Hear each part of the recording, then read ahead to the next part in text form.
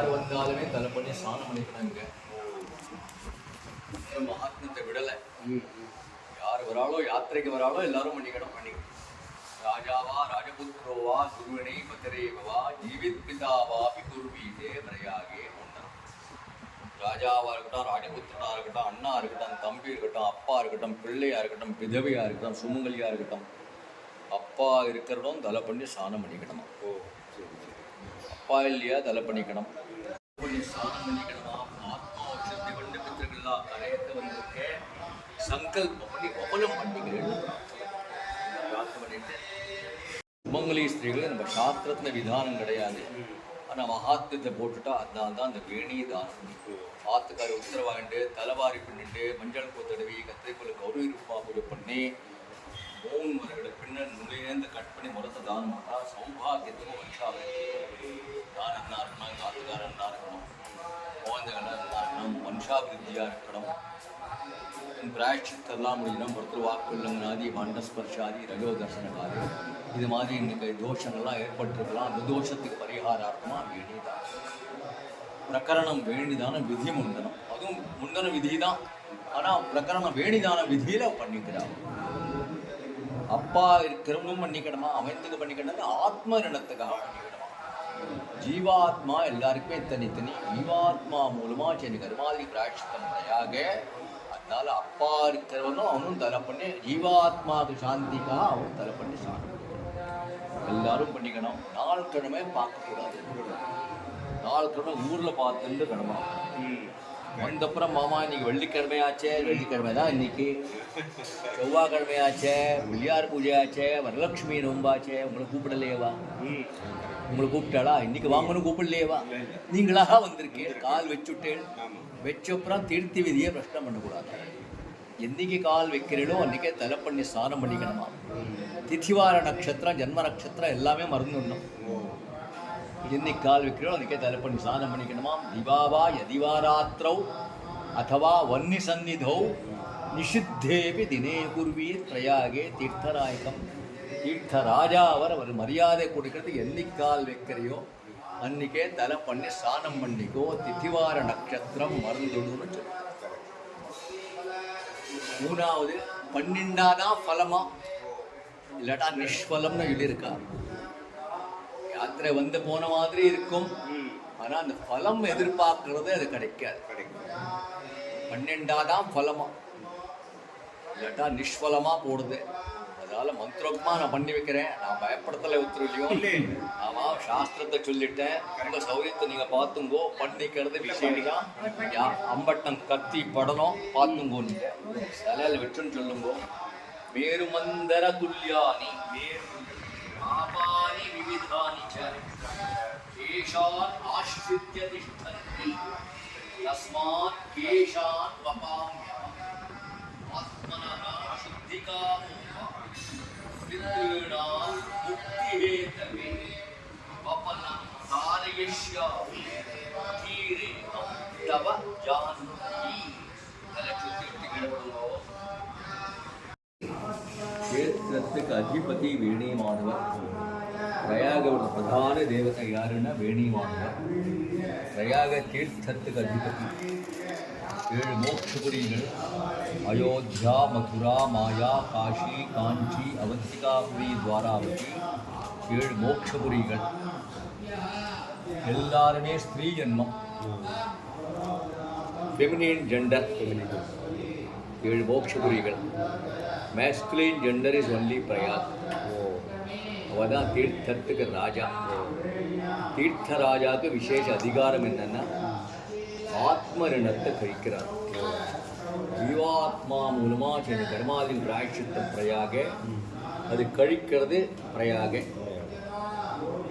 பிரயாக பிரதான தேவதை மூலமாக அவள் கழிக்கிறார். அது தேவரிணம் காஷி, பித்ருரிணம் கயா. காஷி கயா, தேவரிணம் காஷி, பித்ருரிணம் கயா. காஷி யாத்திரைக்கும் கயா யாத்திரைக்கும் அதிகாரம் கொடுக்கறது வேணி மாதவர். இந்த அதிகாரம் வாங்கிறதுக்கு வேணி மாதவர் பூஜை. இங்கே சுத்த கங்கையில் கரைச்சுட்டு இங்கேருந்து கங்கா எடுத்துப்போ ராமநாத சுவாமிக்கு அபிஷேகம் பண்ணினா யாத்ரா பூர்த்தி ஆடலாம். அந்த கிரமத்தில் வேணி மாதவர் பூஜை பண்ண போகிறேன். இங்கேருந்து எங்களை கரைக்கலோ அங்கேருந்து கங்காஜலம் எடுத்துக்கணும். இந்த பூஜை பண்ணிவிட்டு அங்கே நிக்ஷேபணம் பண்ணி கங்கா எடுத்துக்கோ ராமநாதனுக்கு அபிஷேகம் பண்ணால் யாத்திரை முடியலாம். அந்த கிரமத்தில் வேணிமால் பூஜை சொல்லுங்க. நமோ வேண்யை நமோ வேண்யை நமோ வேண்யை நமோ வேண்யை நமோ வேண்யை நமோ வேண்யை நமோ வந்திருக்கேன். என் அகம்பாவத்தெல்லாம் விட்டுட்டு உன் சரணத்தை வந்திருக்கேன். உன் வேணியில் என் வேணி அர்ப்பணம் பண்ணுறேன். நீங்களை சகல சௌபாகியம் கொடுக்கணும் பிரார்த்தனை பண்ணுறேன். என்ன பிரார்த்தனை பண்ணிட்டு தேங்காய் தட்சிணை என் கையில் கொடுக்குறோம். திரிவேணி பிரியத்தாம்னு சொல்லுங்க. திரிவேணி பிரிய அது மட்டும் வரம் இல்லை, தேங்காய் தட்சிணை மட்டும்.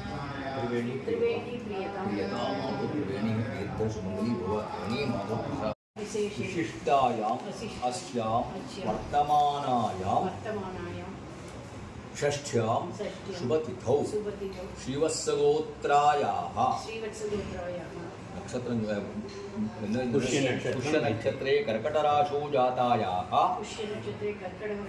उंगा पेर सोल्लुंगा नाम्न्याः मम इह जन्मनि पूर्वजन्मनि जन्म जन्मान्तरेषु जानतः अज्ञानतया रहस्यकृतानां प्रकाशकृतानां समस्त नियमलोप प्रायश्चित्त द्वारा आत्मऋण विमोचनार्थं अस्माकं सहकुटुम्बानां क्षेमस्थैर्य वीर्य विजय आयुरारोग्य ऐश्वर्याणाम् अभिवृद्ध्यर्थं समस्त मंगल अवाप्यर्थं समस्त अभ्युदय अर्थंच धर्मार्थ काम्यमोक्ष चतुर्विध फलपुरुषार्थ सिद्ध्यर्थं इष्टकाम्यार्थ सिद्ध्यर्थं आयुष्मत् जीवत् सत्संतान समृद्ध्यर्थं श्री वेणीमाधव प्रसादेन मम दीर्घ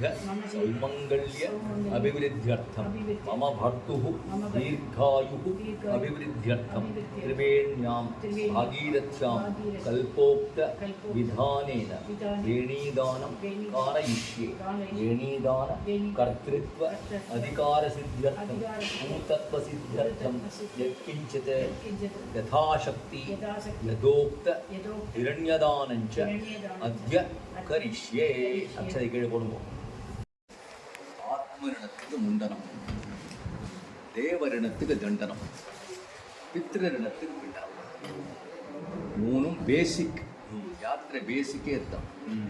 யாத்திரை பண்ணுறது ராமேஸ்வரத்துலேருந்து ஆரம்பிக்கிறோம்.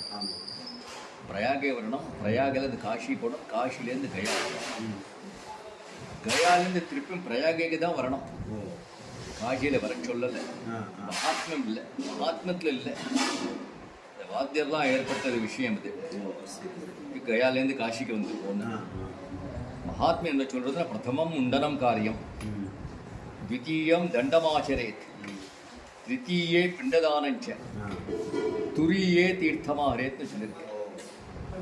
முண்டனம் பிரயாக, தண்டனம் காஷி, பிண்டனம் கயா.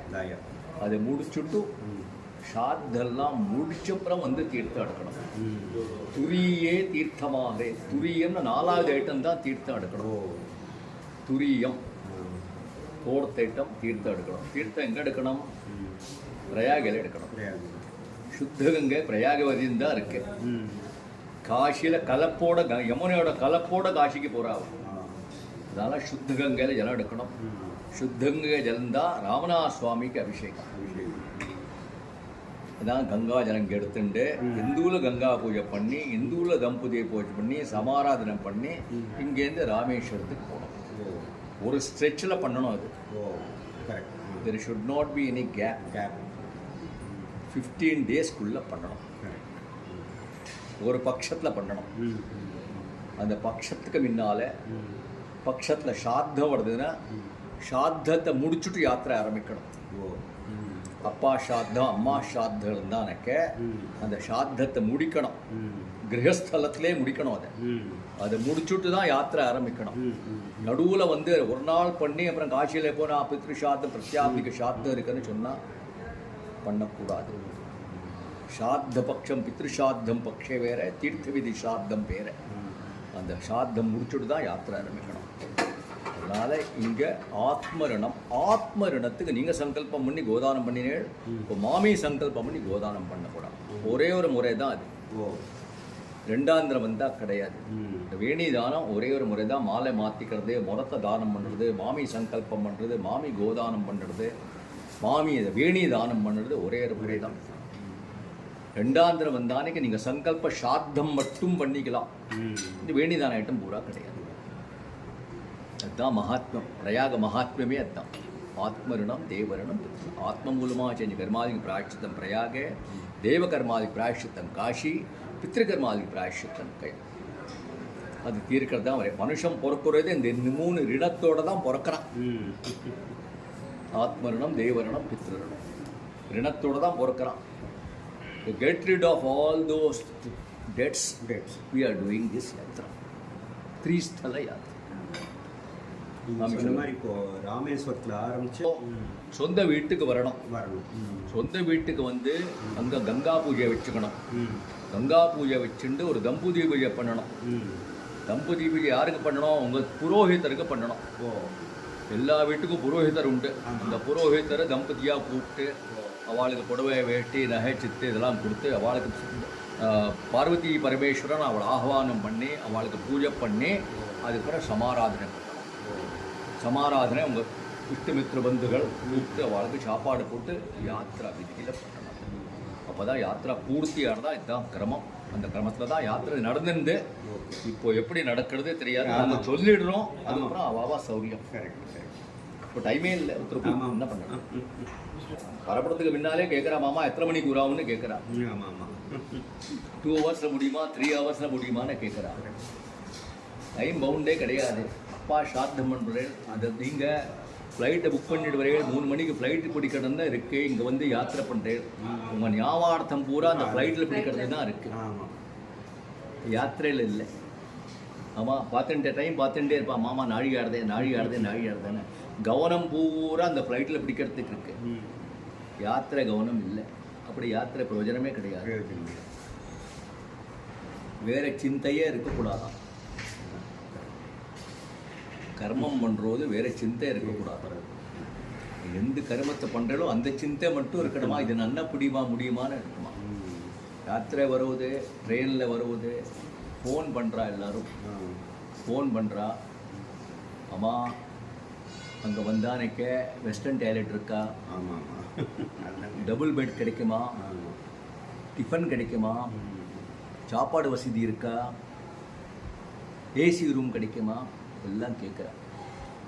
எங்கள் அப்பா காரியம் நன்னா நடக்குமான்னு ஒரு மனுஷன் கேட்கறது இல்லை. எதுக்கு வரேளோ, முக்கியமான எதுக்கு வரேளோ அதை கேட்கறதில்ல. பாக்கியெல்லாம் கேட்குறேன். யாத்ரா விதியில் உபகாரம் அபகாரம் இருக்கக்கூடாதான். ஒத்துட்டு ஒரு உபகாரம் வாங்கக்கூடாதான். படுக்கையில் படுத்துக்கணும், படுக்கையில் படுத்துக்கூடாதான். பூமியில் படுத்துக்கணுமா, எண்ணெய் தேய்ச்சிக்க கூடாதான், சோப்பை தேய்ச்சிக்கூடாதான். இங்கே வந்தோடனே சோப்பு தான் நன்னா, சாண்டில் சோப்பை நல்லா தேய்ச்சுன்னு தான் வரா. இங்கே ஸ்ப்ரேயும் அடிச்சுக்கிறா. சுகந்தமே இருக்கக்கூடாதான் பாடி. காலம் மாறி